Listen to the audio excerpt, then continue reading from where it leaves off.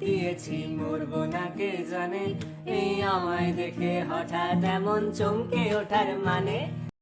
নমস্কার সবাইকে, আশা করি আপনারা সবাই ভালো আছেন।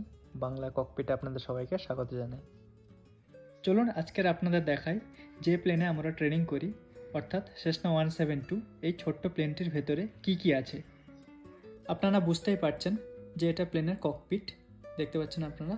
আর এই ককপিটের মধ্যে কিন্তু দুটো সিট আছে, আর এই বাম পাশের সিটে ক্যাপ্টেন বসে, আর দেখুন ওই ডান পাশের সিটটাতে কো পাইলট বসে।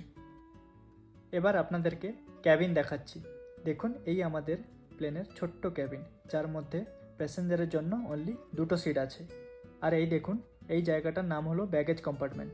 এখানে প্লেনের দরকারি জিনিসপত্র এবং আমরা ব্যাগ বা লাগেজ রাখার জন্য ব্যবহার করি।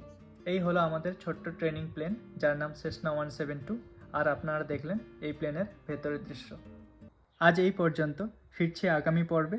আকাশপথে পাড়ি দেওয়ার জন্য বাংলা ককপিটের সঙ্গে থাকতে ভুলবেন না। আপনারা সবাই সুস্থ থাকুন। নমস্কার।